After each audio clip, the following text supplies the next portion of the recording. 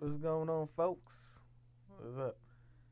Gonna be all my top five mid-season. Well, not even mid-season, but 31, 32 games into the NBA season. My top five MVP candidates in this order: Giannis being one, my top one. Then I would say Kawhi. Then I would say KD. Then I would say Embiid.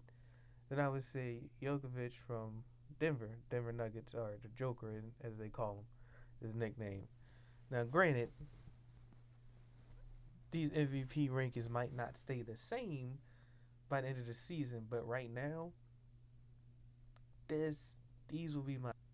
I think Giannis is once again having a career year, and he's together in the past where he's you know put it together the whole season. Then you got Kawhi, who's having also a career year. You got KD. I mean, just the span of 4 games, the man put up 88 points or 80 something points in a 4 game span during part of the time out injured. Then you got Embiid, who in a very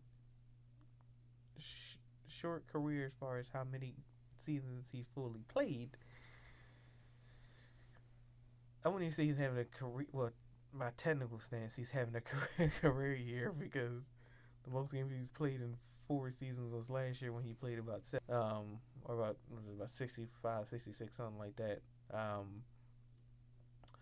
But even if you take out his own career, he's just having in general a great season for any NBA player that's had in history. So he's having a really, really good year.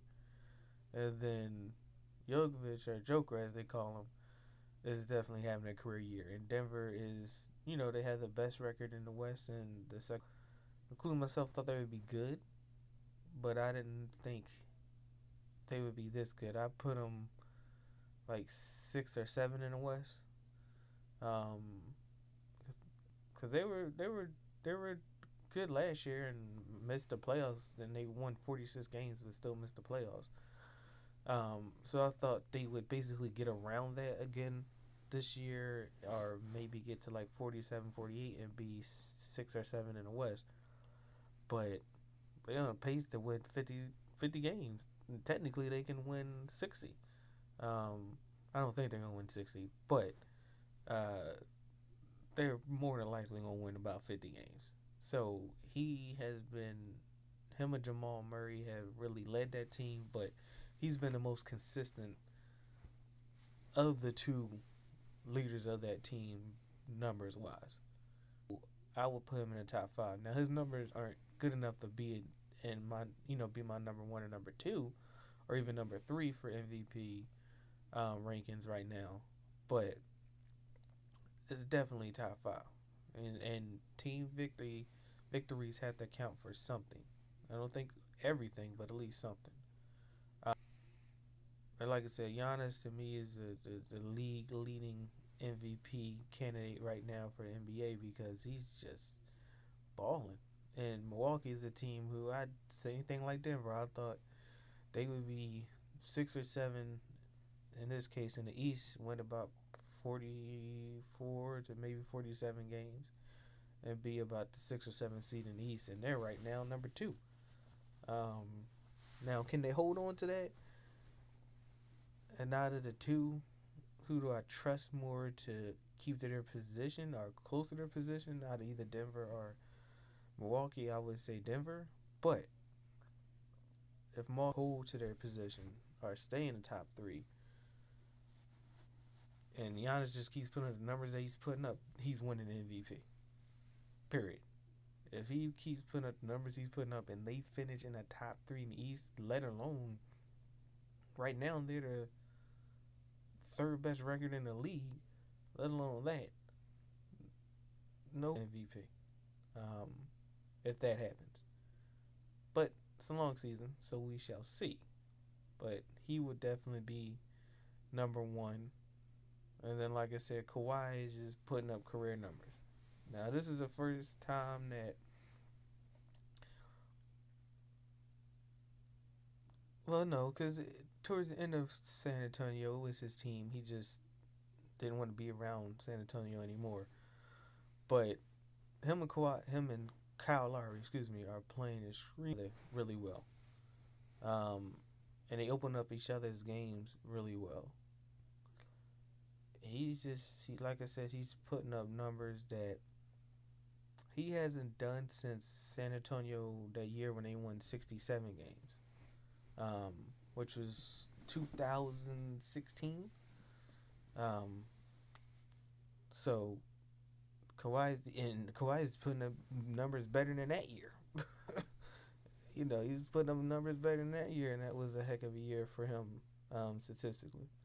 So this year he's doing even better than that, and Toronto has a chance to win again 60 games, um, which I can see them doing that. I can see them winning 60.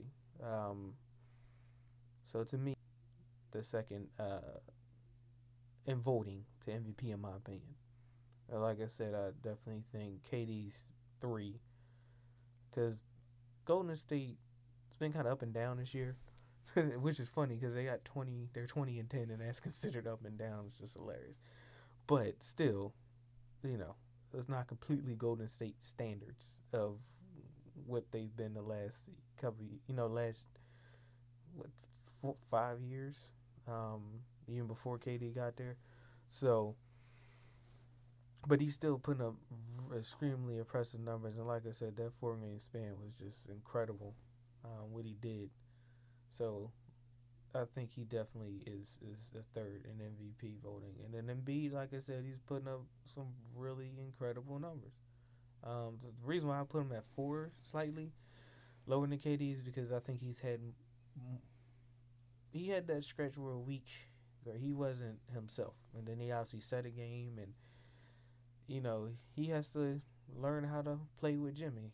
I don't think Jimmy has to learn how to play with him. I think he has to learn how to play with Jimmy. And Brett Brown has to learn what offensive sets best work for Embiid when Butler's in the game. Um, so I think the game today against Cleveland was probably the best that Jimmy Butler and Joel played went on the floor together. Um, at least in the last week. And part of it, obviously, Jimmy was out for a couple games, but also, Embiid was struggling a little bit. But his numbers, 26, it's about 13 and almost 2 blocks a game. Yeah, those are MVP caliber numbers.